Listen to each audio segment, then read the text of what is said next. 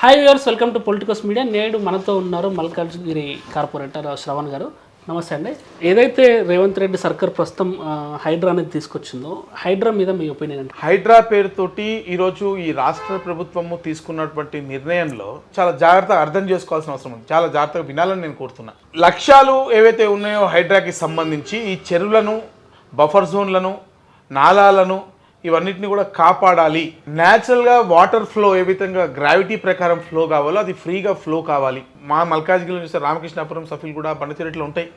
Water పడిన తర్వాత water ఇంతకుముందు చెరువు విస్తీర్ణం ఇంత ఉంటే ఆ వాటర్ అంతా కూడా అక్కడ స్టోరేజ్ చేసుకునేది.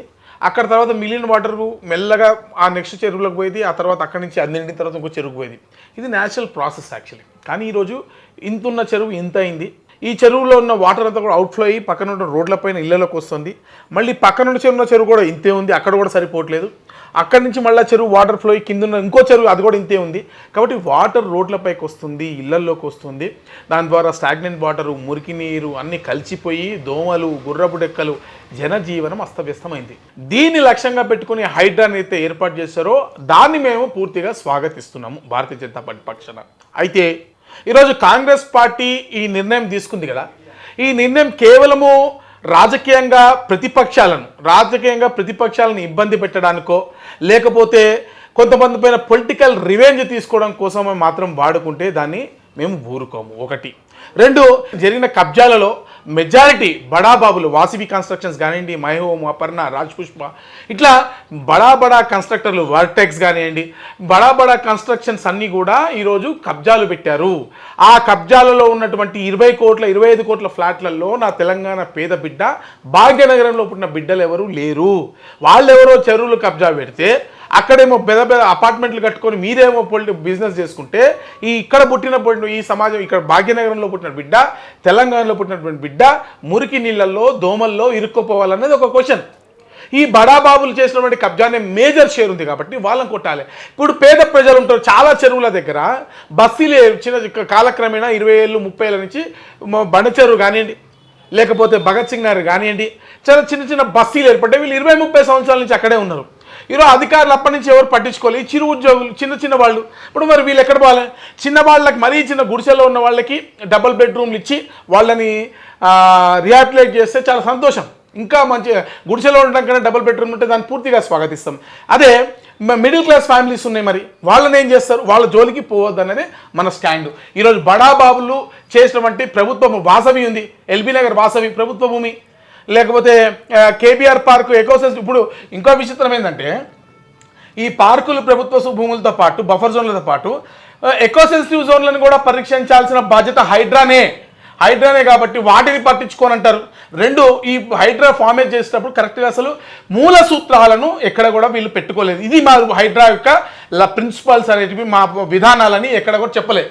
ఇప్పటి వరకు ఏదైతే హైడ్రా కూల్చివేత చర్యలు జరిగినాయో అందులో ఎంఐఎం ఉన్నాయి, తర్వాత కాంగ్రెస్ వాళ్ళే ఉన్నాయి, ఇంకా బీజేపీ కూడా ఉన్నాయి, బీజేపీ కార్పొరేటర్లు కూడా వచ్చినాయి.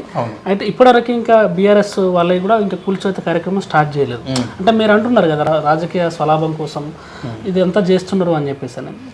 అంటే ఇవి మీకు ఏం కనిపించట్లేదు మరి? అంటే అన్ని పార్టీలో నేను ఏమంటున్నా, ఇప్పుడు మీ హైడ్రా యొక్క లక్ష్యాల కోసం బీజేపీ కార్పొరేటర్వి 3 ఎకరాలు కొట్టారు. మేము ఎక్కడైనా వ్యతిరేకించినామా? వ్యతిరేకించలేగా. మరి అసదుద్దీన్ ఓవైసీ ఎందుకు కొట్టట్లేదు? ఎందుకు చెమటలు గారుతున్నాయి ఈరోజు? ఇప్పుడు మల్లారెడ్డిది గవర్నమెంట్ వచ్చినప్పుడు ఇన్స్టిట్యూషన్ ఆ రోజు కొట్టిర్రు. ఇదే ముఖ్యమంత్రి గారు, ఇదే కాంగ్రెస్ పార్టీ ఈరోజు అసదుద్దీన్ ఓవైసీది కొట్టడానికి ఈ హైడ్రాకి కానీ ముఖ్యమంత్రికి కానీ ఎందుకు చెమటలు పడుతున్నాయి? అంటే కేవలము హిందువులని టార్గెట్గా చేసుకుని హైడ్రా పనిచేస్తుందా? హిందువులను లక్ష్యంగా పనిచేసుకుని హైడ్రా పనిచేస్తుందా? లేకపోతే అక్బరుద్దీన్ ఓవైసీ, ఎంఐఎం పార్టీ లాంటి వాళ్ళ కబ్జాలను కేవలం డైరెక్ట్గా చెరువులో 50% ఉన్నట్టు కేవలం ఎడ్యుకేషనల్ ఇన్స్టిట్యూట్, ఇవి కూడా ఎడ్యుకేషనల్ ఇన్స్టిట్యూట్స్, వీళ్ళే కొడతారు, వాళ్ళ ఎందుకు కొట్టరండి? ఎంఐఎం కార్పొరేటర్ది వాళ్ళు ఆల్రెడీ కూల్చివేత చేశారు. 5 అంతస్తుల భవనం ఒక దగ్గర, తర్వాత ఇంకొక ప్లేస్ ఆక్యుపై చేయించుకుంటే ఖాళీ చేయడం, ఒక దగ్గర షెడ్ అంటే కూల్చేయడం జరిగింది.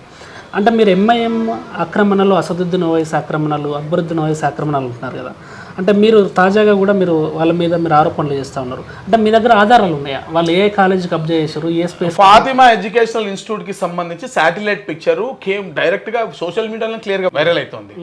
అనేక పత్రికా ఛానళ్ళు డైరెక్ట్గా ప్రచురించినవి, డైరెక్ట్గా మాట్లాడినారు కూడా. దీనిపైన హైడ్రా కూడా సర్వే చేసింది. ఒకవేళ నిజంగా అక్బరుద్దీన్ ఓవైసీ ఎంఐఎం పార్టీ వాళ్ళు నిజాయితీ పరులు అనుకుందాం, మీరు చెప్పినట్టు చెప్పమనండి, హైడ్రాని వచ్చి చెప్పమనండి, వాళ్ళ కొట్టమని చెప్పమండి. అంటే నేను అనేది ఒకరికి ఒక లక్ష్యంగా, చిన్నవాళ్ళకు లక్ష్యంగా, పెద్దవారికి ఒక లక్ష్యంగా అనేది ఉండకూడదు. ఒకటి ఈరోజు ట్యాంక్ బండ్ ఉంది ఫర్ ఎగ్జాంపుల్, నాలా పైన జిహెచ్ఎంసీ ఆఫీస్ కట్టిర్రు, ప్రభుత్వం చిత్తశుద్ధితో ఫస్ట్ దాన్ని కొట్టాలి కదా, పెట్టి ప్రజల దగ్గర పోవాలి కదా. ఇప్పుడు అసదుద్దీన్ ఓవైసీ కూడా సేమ్ ఇదే కామెంట్ చేసిండు. ఏది హుస్సేన్ సాగర్ అనేది కంప్లీట్గా ఆ నెక్లెస్ రోడ్ అనేది హుస్సేన్ సాగర్ భూములనే ఉన్నది, అది కూడా మొత్తం full tank level buffer zone area. అక్కడ మీరు సెక్రటరేట్ కట్టారు, ఎన్టీఆర్ ఘాట్ కట్టారు, తర్వాత పీవీ ఘాట్ కట్టారు, తర్వాత జలవిహార్ కట్టారు. ఆ నెక్లెస్ రోడ్ మొత్తం కంప్లీట్గా మీరు ఆ స్థలంలోనే ఉంది, దాన్ని కూల్చేయాలని చెప్పేసి ఆయన వాదిస్తున్నాడు. దానిపై మీ కమెంట్. మంచి క్వశ్చన్ అడిగారు సార్. పలసిన్ బామర్దికి ధమాకుందా లేదా నాకు అర్థం కాదు. ఎందుకు చెప్తున్నా అంటే ఇప్పుడు మనము హైడ్రా లక్ష్యం ఏంది, వాటర్ ఫ్లో ఫ్రీగా కావడం. వాటర్ ఫ్లో ఫ్రీగా కావాలంటే అక్కడ ఉన్నటువంటి ముఖ్యంగా హోటల్స్, అపార్ట్మెంట్స్, అంటే ప్రజలు ఎక్కడైతే నివసిస్తున్నారో మేజర్గా పెద్ద పెద్ద బడా కన్స్ట్రక్షన్స్ ఉన్నాయో, వాటర్ ఫ్లోని అబ్స్ట్రక్ట్ చేస్తున్నాయో వీటిని కొట్టాలనేది ప్రధాన లక్ష్యం కదా. మరి పార్కులు ఏం చేస్తాయండి, పార్కులను కొట్టాల్సిన అవసరం లేదు. ఫస్ట్ థింగ్ ఒకటి, పార్కులను కొట్టడం వల్ల పార్కులు అనేది చక్కగా చెట్లు, అక్కడ ఎన్విరాన్మెంట్ అన్నీ కాపాడేవే కాబట్టి దాంట్లో వాటర్ ఫ్లడ్ వచ్చినా కూడా పెద్ద ఇబ్బంది ఏముంటుంది. చిన్న చిన్న మొక్కలే ఉంటాయి, పార్కులు ఏముంటాయి, వాటిని కొట్టాల్సిన అవసరం లేదు. ఒకటి. సెకండ్, హైడ్రా చాలా క్లియర్గా చెప్పింది, ఎఫ్టీఎల్ని ఫస్ట్ కొడతాము, బఫర్ జోన్ తర్వాత పోతాము, నెక్స్ట్ బఫర్ జోన్ దగ్గర పోతామని చెప్పారు. ఒకవేళ నిజంగా వాళ్ళ పాలసీ ఏదైతే ఎస్ సెక్రటేరియట్లో కూడా బఫర్ జోన్, సెక్రటరీకి పర్మిషన్ ఉందని అడిగినా మొన్న, పర్మిషన్ లేదు అని చెప్పిర్రు. నాకు తెలిసి సబ్జెక్టు కరెక్షన్, నాకు తెలిసినంత మటుకైతే సెక్రటరీ కూడా కరెక్షన్ లేదు, నేను నాకున్న సూచనతో నేను కనుక్కున్నది. బఫర్ జోన్ సెక్రటేరియట్ వరకు కూడా పోతే అవసరం అనుకుంటే సెక్రటరీలో ఎంత భాగము అంతవరకు కొట్టేయాల్సిన అవసరం ఉంది. రెండు, దానికన్నా ముఖ్యంగా అసలు జిహెచ్ఎంసీ ప్రధాన కార్యాలయం నాలా మీద ఉంటుంది, నాలా వాటర్ ఫ్లో అంతా దాని మీద పోతుంది. నాలాకు అబ్స్ట్రక్షన్ ఉన్నటువంటి జిహెచ్ఎంసీ ప్రధాన కార్యాలయానికి పర్మిషనే లేదు. వైస్రాయ్ హోటల్ నాలా మీదనే ఉంటుంది, లేకపోతే మ్యారిట్ హోటల్ నాలా మీదనే ఉంటుంది. వీటిని కదా కొట్టాలా. ఇప్పుడు హైడ్రా ఆఫీస్ ఏడుందని చెప్పండి నాకు. బుద్ధ భవన్ చెరువు ఉంటుంది, చెరువు ముందు షాపింగ్ కాంప్లెక్స్ లాంటిది ఓపెన్ ల్యాండ్, పక్కనే హైడ్రా ఆఫీస్. మరి హైడ్రా ఆఫీసు ఎఫ్టీఎల్లోకి వస్తుందా, బఫర్ జోన్లోకి వస్తుందా, రంగనాథ్ గారు చెప్పాలి. ఒకవేళ నిజంగా అది కూడా ఎఫ్టీఎల్లోకి వస్తే, అది కూడా బఫర్లోకి వస్తే కొట్టేయాలి, బరాబర్ కొట్టేయాలి. ఇప్పుడు ఒక ప్రైవేట్ ప్రాపర్టీని కొట్టే ముందు ప్రభుత్వము చిత్తశుద్ధితోటి వారు చేపట్టినటువంటి కార్యక్రమానికి అబ్స్ట్రాక్ట్, నేను ప్రతి ఒక్కటి కొట్టుకుంటున్నాను మూర్ఖంగా కూడా నేను మాట్లాడలేదు, నేను చాలా లాజికల్గా మాట్లాడుతున్నాను. మీరు ఆలోచన చేయండి, నేను ఛాందసవాదంతో కూడా చాలా క్లియర్గా చెప్తున్నా. వాటర్ ఫ్లోకి అబ్స్ట్రాక్ట్గా ఉన్నట్టు ప్రయారిటీ తీసుకోవాలి. హైవీ వాటర్ ఇప్పుడు అన్ని మొత్తం తెలంగాణ రాష్ట్రాన్ని పూర్తిగా నేలమట్టం చేయాలని ఎవరు అంటలేరు. ఇప్పుడు వాటర్ ఫ్లోకి ఎక్కడైతే అబ్స్ట్రక్షన్స్ ఉన్నాయో ఈ మెయిన్ పాయింట్స్ని ఐడెంటిఫై చేయాలి ఫస్ట్. అసలు హైడ్రా అదే విధి విధానాలు అంటున్నాను నేను. హైడ్రా విధి విధానాల రూపకల్పనలోనే పెద్ద ఫ్లా ఉంది. వాళ్ళు ఒంటెత్తు పోగొడుతూ ఒక నిర్ణయం తీసుకున్నారు తప్ప అక్కడ ఉన్నటువంటి ఐఏఎస్ ఆఫీసర్లు, రాష్ట్రంలో ఒక ఐపీఎస్ ఆఫీసర్ వచ్చి ఈరోజు హైడ్రా పని చేస్తున్నాడు. ఐఏఎస్లు అందరూ ఏం చేస్తున్నారండి, వాళ్ళు విధి విధానాలకు కనీసం రూపకల్పన చేయలేకపోయారు. ఈ రోజున ఏది ప్రయారిటీ, ఇంకో ఏబిసి ఈ ప్రయారిటీలో వాటర్ ఫ్లో, ఇది హాట్స్పాట్ 1, హాట్స్పాట్ 2, హాట్స్పాట్ 3, ఇక్కడ వాటర్ ఫ్లో ఎక్కువ అబ్స్ట్రకల్స్ ఎక్కువ ఉన్నాయి, ఇది కొడతాం, దీని తర్వాత ఇది కొడతాం, దీని తర్వాత ఇది కొడతాం, ఇట్లా ఒక క్లారిటీ రోడ్ మ్యాప్ లేదు. జిహెచ్ఎంసీ పరిధిలో ఉన్నటువంటి రెవెన్యూ డిపార్ట్మెంట్స్ నుంచి ఎక్కడ వాళ్ళు డేటా తీసుకున్నట్టు కనబడలేదు. స్లాట్లైట్ డేటా తీసుకుంటున్నా అన్నారు, కానీ దాన్ని పబ్లిక్ డొమైన్లో పెట్టినట్టు ఎక్కడ లేరు, వాళ్ళ దగ్గర ఉందా లేదా క్లారిటీ లేదు. సెకండ్, హైడ్రా నేను చాలా క్లియర్ సజెషన్ రంగనాథ్ గారికి కూడా చేశాను. హైడ్రా అనేది ఒక అసెట్ మానిటరింగ్ ఏజెన్సీగానే ఉండాలి. కాబట్టి దీన్ని తెలంగాణ ప్రాంతం అంతా విస్తరించండి. రాష్ట్ర వ్యాప్తంగా అనేక చోట్ల డిమాండ్లు వస్తున్నాయి. దీన్ని తెలంగాణ అసెట్ ప్రొటెక్షన్ ఏజెన్సీ టపా అని పెట్టుకోండి. రాష్ట్రం మొత్తం చెరువులు కబ్జా చేసిన వాళ్ళు టపటపా కొట్టుకుపోండి అంటున్నాను నేను. టపటపా కొట్టుకు ఒకసారి డిజాస్టర్ రికవరీ ఉంది, డిజాస్టర్ రెస్పాన్స్ ఉంది. ఇప్పుడు ఇక్కడ ఈ వర్షం పడ్డది, నిన్న ఈ చెట్టు మీద కారు పడ్డది, నాకు ఫోన్లు వస్తున్నాయి. గతంలో జిహెచ్ఎంసీ చేతిలో ఉండే ఫోన్ చేస్తే కన్సర్న్ ఆఫీసర్ వచ్చేవాళ్ళు, డిఆర్ఎఫ్ కంట్రోల్ రెస్పాండ్ అయ్యేటోళ్ళు. ఈరోజు డిఆర్ఎఫ్ రెస్పాన్స్ లేదు. రంగనాథ్ గారికి ఫోన్ చేస్తూ నేను వెయిట్ చేయాలా డిజాస్టర్ రెస్పాన్స్ కోసం? It is right, disaster response is not a cup of tea of Hydraa. Hydraa చూడాల్సింది ప్రభుత్వ భూములను, ఎఫ్టీఎల్ను, బఫర్ జోన్లను కాపాడతామని చెప్పారు. కాబట్టి వాటిపైన మీరు దృష్టి చేయండి. ఎకో సెన్సిటివ్ జోన్ మీ పరిధి కాదంటున్నారు. ఎకో సెన్సిటివ్ జోన్ ప్రొటెక్ట్ చేయడం హైడ్రా చేయాలి. ఎవరు చేస్తారు? కేబీఆర్ పార్క్ ముందు బడా కన్స్ట్రక్షన్లో ఎన్జిటి రూల్స్కి వ్యతిరేకంగా కడతా ఉన్నారు. 20 ఫ్లోర్లు 25 కోట్లకు ఒక ఫ్లాట్ కడతా ఉన్నారు. దీన్ని ప్రొటెక్ట్ చేయాలి హైడ్రా. దాన్ని వదిలేసి మేము డిజాస్టర్ రెస్పాన్స్ మేము చేస్తామంటే వాళ్ళకి కానీ ఏ పని కాదు. డిజాస్టర్ రెస్పాన్స్ అనేది లోకల్ బాడీ జిహెచ్ఎంసీ చేతిలో ఉండాలా. మన దగ్గర జిహెచ్ఎంసీలో ఊర్లలో అయితే కన్సర్న్ లోకల్ బాడీస్ చేతిలోనే ఉండాల్సిన అవసరం ఉంది. రాజకీయ ఒత్తిళ్ళు ఉంటాయి కదండి. ఇప్పుడు మొత్తం జిహెచ్ఎంసీ చేతులు ఉన్నా, అక్కడ లోకల్ బాడీ చేతులు ఉన్నా కూడా అందులో రాజకీయ కోణాలు ఉంటాయి అంటే వాళ్ళ డిజాస్టర్ రెస్పాన్స్ కి రాజకీయ కోణాలు ఏమంటాయి సార్? డిజాస్టర్ రెస్పాన్స్ అంటే ఏంటి? ఇప్పుడు వర్షం పడ్డది, మీరు ఎక్కడ కార్ పార్క్ చేశారు, మీ కార్ మీద చెట్టు పడిపోయింది, కార్ అంచిపోయింది, మనుషులకి ఉన్న దానిలో ఇరుక్కుపోయారు, దీన్ని సేవ్ చేయాలి, ప్రొటెక్ట్ చేయాలి. దీంట్లో రాజకీయం ఏముంటుంది? ఎవడున్నా చేయాల్సిందే కదా. దీన్ని హైడ్రా చేతిలో పెట్టిమనుకోండి, ఈ హైదరాబాద్ ఏడు రెస్పాండ్ అవుతుంది. నాకు ఆయన రంగనాథ్ గారు పెద్ద ఆఫీసర్, ఆయన అపార్ట్మెంట్ తీసుకోవాలంటే కష్టం. మాకు పెద్ద నాయకుడు ఆయన ముఖ్యమంత్రి గారితో కలిసి పనిచేస్తే, ఆయన కాంగ్రెస్ పార్టీ నాయకులతో క్లోజ్గా పనిచేస్తున్న ఆయన నాయకుడు కదండి ఆఫీసర్. సారీ అదే అంటే ఇప్పుడు ఆయన పాపులర్ నాయకుడే తెలంగాణ రాష్ట్రంలో. వాస్తవంగా అన్ని రాజకీయ పార్టీ నాయకుల కన్నా ఆయన పాపులర్ నాయకుడు. ఆయన నాయకుడు కాదు, ఆఫీసర్ అని తేలాలంటే ఓవైసీ కూలగొట్టాలి, అప్పుడు నేను ఆఫీసర్ అని పిలుస్తాను. అంటే ఓవైసీకి సంబంధించి మీరు అంటే ఊరికి అట్లా బ్రహ్మపదార్థంలాగా చెప్పేస్తున్నారు ఓవైసీ అని. మీరు మీ దగ్గర డాటా ఉందా ఓవైసీకి సంబంధించి? చాలా క్లియర్గా ఉంది. శాటిలైట్ మిక్సర్ ఫోన్లు తీసి చూపిస్తాను నేను. అసలు పబ్లిక్ డొమైన్లో అవైలబుల్ ఉంది సార్. మీరు ఒకవేళ ఓకే, నేను ఇదే వేదిక కదా మీకు సవాల్ విసురుతున్నా సార్, మీరు వస్తానంటే ఫాతిమా కాలేజ్కి మన ఇద్దరం పోదాం, కన్సర్న్ ఆఫీసర్ని పిలవండి, మనం డైరెక్ట్ లైవ్ పోదాం, చూద్దాం మేడం, వెళ్దాం. ఓల్డ్ సిటీలో ఈ ఎంఐఎం నాయకులు ఇవే కాదు, మీకు పొన్ను వెంకటరమణ మా నాయకులు ఉంటారు ఓల్డ్ సిటీలో, లేదా అక్కడ పాండు అని ఉంటాడు, లేకపోతే చాలా మంది సీనియర్ నాయకులు ఉన్నారు మా దగ్గర ఓల్డ్ సిటీలో. వాళ్ళని మీకు లైవ్లో పిలుస్తా, మీరు చూడండి. వాళ్ళు ఓల్డ్ సిటీలో ఎంఐఎం నాయకులు చేసినప్పుడు అనేక కబ్జాల గురించి ఏకరువు పెట్టి చెప్తారు. మీకు వరుసగా ఇంటర్వ్యూలు ఇప్పిస్తా, దాంట్లో ఎంఐఎం నాయకులు కబ్జా పెట్టినవన్నీ కూడా నేను చూపిస్తా. వీళ్ళు ఓఎస్సీ హాస్పిటల్, పెద్ద పెద్ద హాస్పిటల్ ఎట్లా వస్తున్నాయండి ఇలా ప్రభుత్వ భూములు? ఆ రోజు కిరణ్ కుమార్ రెడ్డి గారు ఒక్కరు గట్టిగా నిలబడ్డాడు, ఈజ్ అ రియల్ సీఎం, బలమైన నాయకుడు. ఆ రోజు ఎంఐఎం ఆట కట్టించి జాగ్రత్తగా ఉండరు అని చెప్పింది ఆయన ఒక్కడే. అంటే రేవంత్ రెడ్డి ఏం చెప్తున్నాడో, మేము అసలు ఇక్కడ పార్టీలు ఏం చూడట్లేదు, ఎంఐఎం అయిన ఒకటి అందరూ ఒకటే, మాకు అందరినీ సమానంగా చూస్తాము, రాజకీయ ఒత్తిళ్ళకి ఎలాంటి తలొగ్గట్లేదు అని అంటున్నారు. అంటే ఎంఐఎం అండ్ కాంగ్రెస్ మిలాఖత్ అయ్యి వాళ్ళు ఒప్పందం కలిసి మీరు అంటున్నారు. ఇప్పుడు నేనేమంటున్నా సార్, ఓకే ముఖ్యమంత్రి గారు తీసుకున్నటువంటి ఒక నిర్ణయం మంచిదని చెప్పి నమ్మి మేము స్వచ్ఛంగా నేను సపోర్ట్ చేస్తున్నాం, మేము వ్యతిరేకించాలి కదా. ముఖ్యమంత్రి గారు హైడ్రా భవిష్యత్ తరాలకి మంచిది అన్నారు, yes me will be with you అన్నాం. పేదోళ్ళని మాత్రం కాపాడండి, పేదోళ్ళు చేసినటువంటి ఈ బడా బడా బాబులు వాసవి కానీ, లేకపోతే మహిహోమ్స్ కానివ్వండి, లేకపోతే అపర్ణ కానివ్వండి, లేకపోతే వెర్టెక్స్ కానివ్వండి, ఇంకే రాజ్ పుష్ప కానివ్వండి, వీళ్ళకి ఎక్కడెక్కడ కబ్జా వీటిపైన పూర్తిగా ఎంక్వైరీ చేయించండి, ఆరోపణలపైన పూర్తిగా చేసి మీరు వాటిపైన కొట్టించండి, మీ వెంట మేము ఉంటామని చెప్పినాం. ఎవడు మీకు మీ గుండెకి బుల్లెట్ కొడితే ఈ అక్రమార్కులపై చర్య తీసుకుంటే ఆ బుల్లెట్ మొదట తీసుకునేది మేమే, మీకు అడ్డంగా ఉంటాం, అక్రమార్కులపై చర్య తీసుకోండి. కానీ మాకు అర్థం కాని విషయం ఏంటంటే, మల్లారెడ్డి సాబ్ కొడతారు, ఇంకోళ్ళు కొడతారు, శ్రీనివాసరెడ్డి గారు, తోకల్ శ్రీనివాసరెడ్డి గారిని కొడతారు, అందరికీ కొడతారు. ఎస్ ఓకే, దాన్ని కూడా మేము ఎక్కడ వ్యతిరేకించాలి కదా. ఎందుకు ఎంఐఎంది కొట్టట్లేదు అంటున్నాను. అవి కూడా ఎడ్యుకేషనల్ ఇన్స్టిట్యూషన్, ఇది కూడా నాకు ఒక్క రీజన్ చెప్పమనండి. మల్లారెడ్డి గారిది కాలేజ్ కదా, అది ఎందుకు కొట్టలేదండి? ప్రభుత్వం రాగానే ఫస్ట్ కొట్టింది అదే, జేసీబీలు పెట్టి కొట్టింది అదే ఫస్ట్. ఈరోజు ఏంటి, హైడ్రా కన్నా ముందు పెట్టి కొట్టిరు అది, హైడ్రా కన్నా ముందే ప్రభుత్వం రాగానే జేసీబీలు పెట్టి కొట్టిరు అది. మరి ఆ రోజు ఎడ్యుకేషనల్ ఇన్స్టిట్యూట్ కనబడలేదా? పిల్లల చదువు ఖరాబ్ అవుతుంటారు. మరి అదే అంటారు, మల్లారెడ్డిలో ఉన్న పిల్లలు హిందువులు అంటే పిల్లలు కాదా? మైనారిటీ కాలేజీలో ఉన్న పిల్లలు మాత్రమే పిల్లలా? నేను అడుగుతున్నా, స్ట్రైట్గా అడుగుతున్నా. మల్లారెడ్డి కాలేజీలో చదువుకునే పిల్లలు కాదా? ఫాతిమా ఇన్స్టిట్యూషన్లో చదువుకునే పిల్లలు మాత్రమే పిల్లలా? దీనికి ఆన్సర్ చెప్పమంటే ముఖ్యమంత్రి గారికి ఎందుకు చెప్తలేదు అంటున్నాను నేను. దీనిపై మీరు రంగనాథ్ కలవడం కానీ, ఆయనకు ఫోన్ చేయడం కానీ ట్రై? రంగనాథ్ గారికి భారతీయ జనతా పార్టీ కార్పొరేటర్ల పక్షాన రిటర్న్ రిప్రజెంటేటివ్ ఇచ్చిన నేను టైప్ చేయించి మా కార్పొరేటర్లందరినీ తీసుకుపోయి వారికి మేము ఫిర్యాదు చేసినాము. మీ అందరికి తెలిసి పేపర్, టీవీలో, మీడియాలో కూడా వచ్చినాయి. వీటిపైన చర్య మేము వారికి ఫస్ట్ చెప్పింది ఏం చెప్పినాము, మీరు చేసే ప్రతి మంచి పనికి మేము వెంటుంటాము, నిజాయితీగా, నిష్పక్షపాతంగా, న్యాయంగా ఉన్నంత కాలం మీ వెనక మేము ఉంటాము. ప్రభుత్వం తీసుకున్నటువంటి మంచిగా నాన్ బయాస్గా చేసిన రోజులు ప్రభుత్వ నిర్ణయాన్ని కూడా ప్రతిపక్షంగా కన్స్ట్రక్టివ్గా మేము సహకరిస్తాము.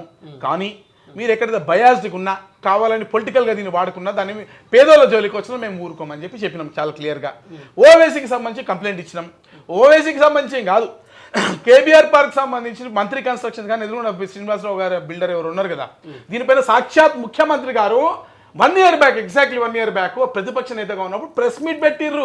నేను పెట్టలే, ఈ రాష్ట్ర ముఖ్యమంత్రి ప్రతిపక్ష నాయకుడు ఉన్నప్పుడు పెట్టి కాగితాలు చూపించి హంగామా చేసిండు. మీ మీడియా సర్కిల్ ఉన్న వార్త, 100 కోట్ల రూపాయలు డీల్ జరిగింది అంటారు. ఇది నిజమా కాదా? కడిగిన ముత్యంలో ముఖ్యమంత్రి గారు రావాలి. ఆరోపణలు వస్తున్నాయి ప్రజల్లో, 100 కోట్ల రూపాయలు డీల్ జరిగింది కాబట్టి వాటి జోలికి మీరు ఒకసారి క్లియర్గా చెప్పండి. అసలు 100 కోట్ల డీల్ కేబీఆర్ పార్క్ ముందు మీకు ఎకో సెన్సిటివ్ జోన్. ఇప్పుడు నరసింహారెడ్డి గారు అని చెప్పి మీకు ఆయన కొంపల్లిలో ఉంటారు, డాక్టర్ నరసింహారెడ్డి గారు, వారు కూడా చాలా సోషల్ యాక్టివిస్ట్. ఈ నాగార్జున సాగర్, బాక్సైట్ తవ్వకాలు వాటిలో చాలా వారు కూడా క్లియర్గా ముఖ్యమంత్రి గారికి లెటర్ రాశారు.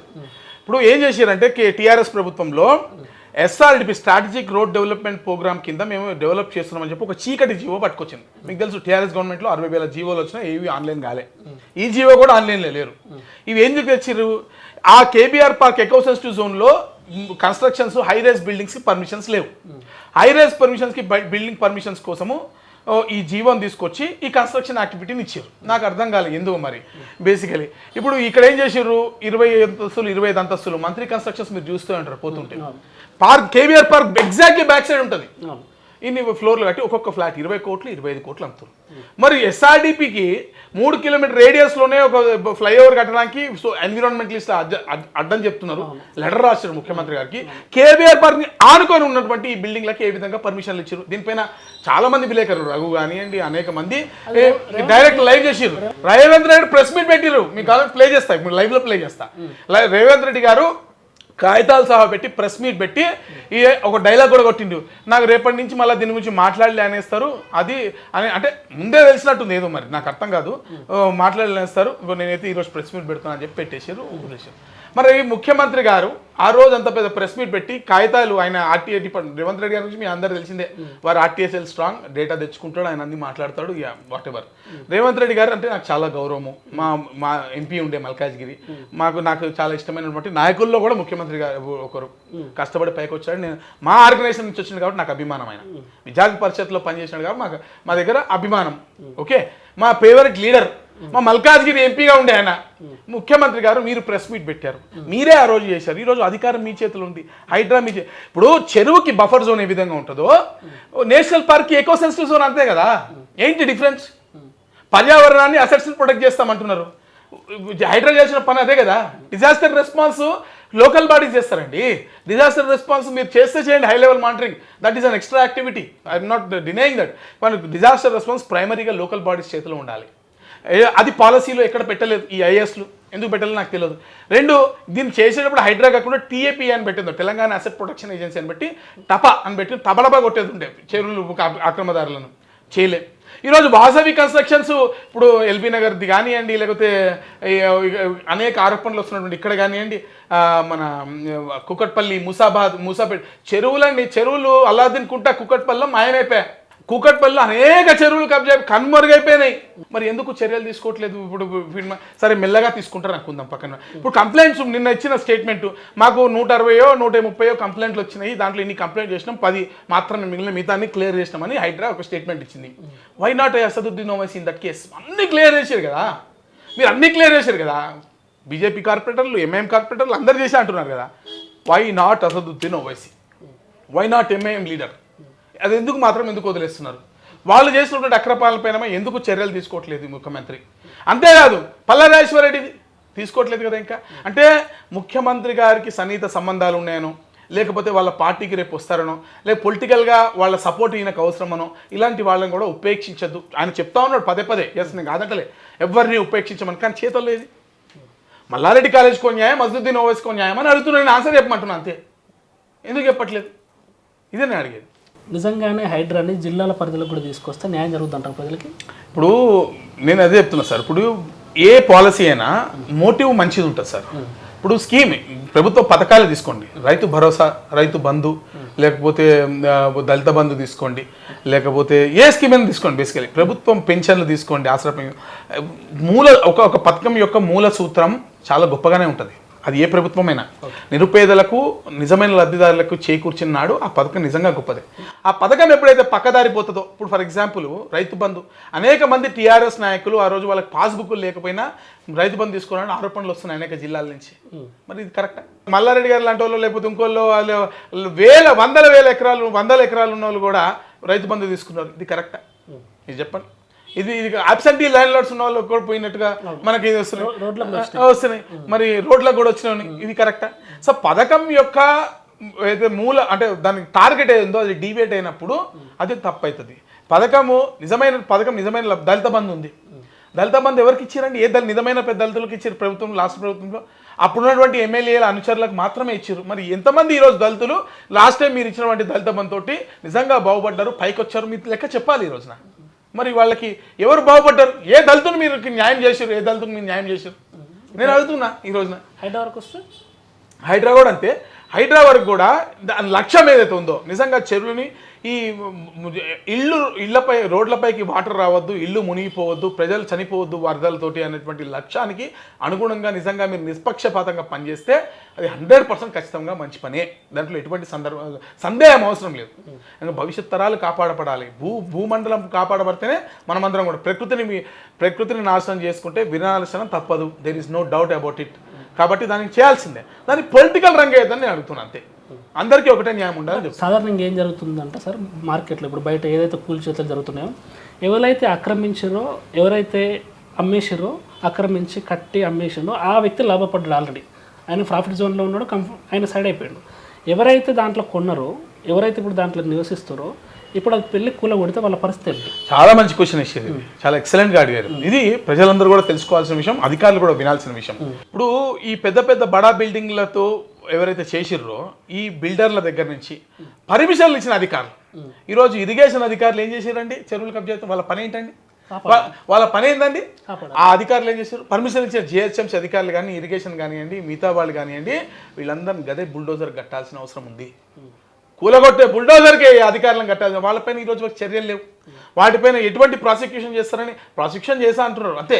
ఓ సింపుల్ మాట వదిలేస్తారు. కానీ భయం ఏది అధికారులకు? వాళ్ళు చేసిన అక్రమాలకు మేము తప్పు చేశాం, ప్రకృతిని వినాశనం చేసినాము, ఈరోజు పేద ప్రజలకు అన్యాయం చేసినాం అనేటువంటి, భవిష్యత్ తరాలను నాశనం చేసినటువంటి భయం అధికారులలో కనబడతలేదు. నిన్న 4-5 అధికారుల మీద కేసులు నమోదైనాయి కదా. చేయాలి, అరెస్టులు చేయాలి, లోపల కూడా వేయాలి. ప్రజలు అడుగుతున్న కొద్దీ చేస్తామని చెప్తా ఉన్నారు. ఇది సరిపోదండి. ఈ పెద్ద పెద్ద అపార్ట్మెంట్ల కారణము ఆ బిల్డర్ల నుంచి రికవరీ చేయాలి కదా. ఇప్పుడు పేదవాడికి అక్కడ, ఇప్పుడు వాడికి అక్కడ ఉన్నోడు మిడిల్ క్లాస్ వాడు కూడా నష్టపోతే వాడికి ఎవరు కంపెన్సేషన్ ఇవ్వాలి? ఈ బడా బిల్డర్లే కదా ఆ కంపెనీలే కదా వీళ్ళకి నష్టం చేయాల్సింది. వాళ్లే కదా చెరువులను కబ్జాలు పెట్టింది, వాళ్లే కదా అక్రమాలు. అధికారులు ఆ తెచ్చినటువంటి బిల్డర్లు ఇద్దరిని పట్టుకొని ఈ రోజున ఆ పేదోళ్ళకి నష్టాన్ని పూడ్చాల్సిన బాధ్యత ఈ ప్రభుత్వం కూడా. ఇంకోటి అయితే అందుకే విధి విధానాలన్నా, ఎందుకంటే చెరువులను కొట్టేసిపోతా డెబ్రీస్ ఎవరు తీయాలి? దాన్ని మళ్ళీ రీస్టోరేషన్ ఎట్లా చేయాలి? నేను కొట్టేసిపోతా, పేపర్లో టీవీలు ఇచ్చేస్తా, సంచలనం చేస్తా, 6 గ్యారెంటీలను డైవర్ట్ చేసేస్తా. ఇంతవరకే ఈరోజు రాష్ట్రంలో హైడ్రా తప్ప ఇంకో చర్చ లేదు. ఈరోజు ఫ్రీగా మహిళలకు ఇవ్వాల్సిన స్కూటీల మీద, మహిళలకు ఇవ్వాల్సిన డబ్బుల పైన, ఫ్రీ గ్యాస్ పైన, ఫ్రీ కరెంటు పైన, లేకపోతే రైతు భరోసా పైన, దేనిపైన చర్చ లేదు. రాష్ట్రం ఒకటే టాపిక్. వీధి కుక్కలు, కరిసే కుక్కలు కూడా ఈరోజు మాయమైపోయినాయి. మొన్నటి వరకు వీధి కుక్కలు కలిసిన గగ్గోలు పెట్టారు కదా. మరి ఈరోజు వీధి కుక్కలు గరుస్తలేవా అని అడుగుతున్నా. దోమలు కుడతలేవా? అవునా? నాలాలు పొంగుతలేవా? వీళ్ళు అన్ని చర్చలు పక్కన పెట్టేసి, అంటే డ్రైనేజ్ వాటర్ అన్ని కంప్లీట్గా ఈరోజు రాష్ట్రం ఒకటే చర్చ, హైడ్రా అన్నారు కదా. నేనేమంటున్నా అంటే, ప్రజలంతా గొప్పగా పెద్ద మనసుతోటి అన్ని సమస్యలను పక్కన పెట్టి మీకు సపోర్ట్ ఇస్తున్నప్పుడు, ఈరోజు రేవంత్ రెడ్డి గారి చేతుల్లో కూడా లేదండి హైడ్రా. మీరు గుర్తుపెట్టుకోవాలి, చాలా ఇంపార్టెంట్ మ్యాటర్ ఇది. ఈరోజు హైడ్రా రేవంత్ రెడ్డి చేయకూడదు దాటిపోయింది. ఆయన ఒక పునాది వేసిండు, కానీ ఈరోజు ఆయనని అది ఒక మంచి పని జరుగుతుందన్న ఉద్దేశంతో ప్రజలందరూ ముందుకు వచ్చి సపోర్ట్ చేసారు. ఈరోజు ఆ మంచి పనిని ఆపేస్తానంటే ప్రజలు కూడా ఊరుకునే పరిస్థితి లేదు. నువ్వేదో స్టార్ట్ చేసి వదిలేస్తా అంటే ప్రజలే దాన్ని ముందుకు తీసుకెళ్తారు. ఈ రోజున 100%. ఈరోజు మీరు వరంగల్లో చూసినా, ఈయన ఒక ఓపెన్ రౌండ్ టేబుల్ కాన్ఫరెన్స్ పెట్టుకున్నారు ఈ రోజున. వరంగల్ నేను అధికార పార్టీ ఛానల్ అయినటువంటి V6లోనే, అంటే అధికార పార్టీ నాయకుడు అయినటువంటి V6లోనే క్లియర్ ఆర్టికల్ చూసిన బాగా రాశారు. వాస్తవం తప్పేం లేదు, వాళ్ళ వార్త వాళ్ళు రాశారు. కరీంనగర్లో, వరంగల్లో ఎక్కడ చూసినా కూడా వాళ్ళు రౌండ్ టేబుల్ కాన్ఫరెన్స్ పెట్టుకొని వాడ్రా కాడ్రా అని అడుగుతారు. ఇన్ని కాడ్రాలు, ఇన్ని డ్రాలు ఎందుకు? ఒక టపాన్ పెట్టుకొని టపటపా కొట్టమంటున్నాను. అందుకే సింపుల్ టపాన్ పెట్టుకోమంటారు, తెలంగాణ మొత్తం పెట్టుకోమంటున్నా. ఇప్పుడు మీరు ఏదైతే ప్రాతినిధ్యం వహిస్తున్న మల్కాజ్గిరి ఏరియాలో చెరువుల గురించి మీకు ఏమైనా ఐడియా ఉందా? అంటే ఇక్కడ ఎంతవరకు మిగిలింది చెరువులు, ఎన్ని నాలాలు కబ్జా గురని, దాన్ని ఏమైనా చెప్పగలుగుతారు? వాస్తవం ఇది మల్కాజ్గిరిని హోలిస్టిక్గా చూడాలి, ఒక డివిజన్గా చూడాలి. ఇప్పుడు డివిజన్ అనేది ఒక పరిపాలన సౌలభ్యం కోసం పెట్టింది. మేము మల్కాజ్గిరిలో పుట్టిన వాళ్ళం, మాకు మల్కాజ్గిరి అంతా మాదే. ఓకేనా? మల్కాజ్గిరిలో ఏడే ఈ గల్లీ. ఇప్పుడు ఈ గల్లీ ఇక్కడ వరకు నాకు, ఫర్ ఎగ్జాంపుల్ ఈ సందు వరకు నా డివిజన్ వస్తుండొచ్చు. రోడ్ అవతల నా ఇల్లు ఉంటుంది, నేను నా ఫ్రెండ్లు నేను తిరిగిన ఏరియానే, అని నా డివిజన్ కాదంత మాత్రం నేను మల్కాజ్గిరిలోనే కదా. కాబట్టి ఈ హోలిస్టిక్గా చూస్తే మల్కాజ్గిరిలో ఉన్నటువంటి అనేక చెరువులు కబ్జా అయినాయి. There is no doubt about it.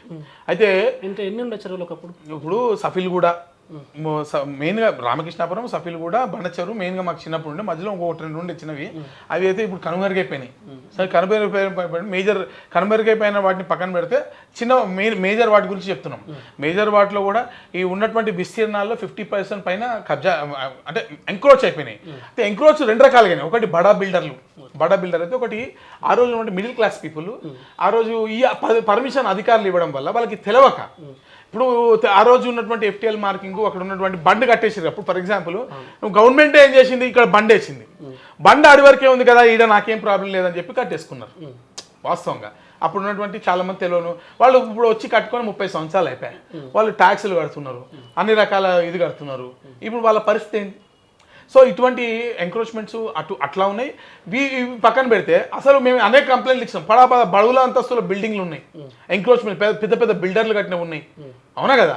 ఈ పెద్ద పెద్ద బిల్డర్లు కట్టినవి వాళ్ళు ఎంక్రోచ్మెంట్స్ ఈ అధికారులు ఇచ్చి యథేచ్ఛగా కట్టేసుకున్నారు. ఇప్పుడు దానిలో మళ్ళీ కొనుక్కున్న వాళ్ళు, ఇప్పుడు మాది హైటెక్ సిటీ కాదు, మా దగ్గర 50 కోట్లు 25 కోట్లు పోదు ఫ్లాట్. బేసికలీ మా దగ్గర కొనుక్కునే వాళ్ళంతా మిడిల్ క్లాస్ పీపులే ఉంటారు. మా మిడిల్ క్లాస్ వాళ్ళు తీసుకున్నారు, వీళ్ళు అన్యాయం అయిపోతా ఉన్నారు. బిల్డర్లు మాత్రము చక్కగా కట్టేసుకున్నారు, అమ్మేసుకున్నారు, వెళ్ళిపోయారు. మరి చర్యలు ఎవరిపైన తీసుకోవాలా? ఈ బిల్డర్ల పైన తీసుకోవాలి, పర్మిషన్లు ఇచ్చిన అధికారుల పైన తీసుకోవాలి. ఇప్పుడు వీళ్ళకి గుడిసెల్లో ఉన్నటువంటి ఇక్కడ మనం చేయగలిగింది ఒకటి, హానెస్ట్గా మాట్లాడితే నిజంగా హైడ్రాకి చిత్తశుద్ధి ఉంటే, ఈ రాష్ట్ర ప్రభుత్వానికి చిత్తశుద్ధి ఉంటే ఫస్ట్ ఈ బిల్డర్ల లిస్టు, ఈ అధికారుల లిస్ట్ తీసుకుని ఫస్ట్ వాళ్ళని దీనికి బాధ్యులు చేయాలి. వాళ్ళ దగ్గర నుంచి రికవరీ అమౌంట్ చేయాలి, రెవెన్యూ లాస్ రికవరీ చేయాలి. ఒకటి. రెండు, గుడిసెల్లో ఈ నాలాల పక్కన ఎంక్రోచ్ అయినటువంటి పేదలు గుడిసెల్లో అట్లుంటే వాళ్ళ గుడిసెల్లో ఉన్న డేంజరసే కాబట్టి వాళ్ళకి ఇమ్మీడియట్గా డబుల్ బెడ్రూమ్ హౌస్ లాంటివి ఇచ్చి వాళ్ళని రీహాబిలిటేట్ చేసి వాళ్ళని అక్కడి నుంచి వెకేట్ చేయించవచ్చు. అది కాకుండా ఇప్పుడు మిడిల్ క్లాస్ వాళ్ళు ఉన్నారు, ఇక్కడ కాంప్లెక్స్ ఇష్యూ ఇదే వస్తుంది. కాంప్లెక్స్ వీళ్ళు ఎప్పుడో 30 సంవత్సరాల నుంచి కట్టేసుకుని తెలియక కట్టేసుకున్నారు. సో దీంట్లో ఏం చేయాలి, వాళ్ళకి ఇబ్బంది కాకుండా మరి నాలా ఫ్లో ఏదైనా ఆల్టర్నేటివ్ మెకానిజం డిజైన్ చేయొచ్చా, వాటర్ అబ్స్ట్రక్షన్ లేకుండా వాళ్ళకి ఆల్టర్నేటివ్ డిజైన్ మెకానిజమ్స్ ఏది ఉంటే వాటి ద్వారా పరిష్కరించేటువంటి ప్రయత్నం చేయాలి. ఇలా చేస్తే ప్రభుత్వం ఈ హైడ్రా చర్యకి ప్రజలందరూ కూడా అప్రిషియేట్ చేస్తారని నేను ఫీల్ అవుతున్నాను. ఇది వాళ్ళ ఇంటర్వ్యూ. తిరిగి మరో ఇంటర్వ్యూ మళ్ళీ కలుసుకుందాం. State into Politicos media. Please subscribe to the channel and download the Politicos app from the links in the description.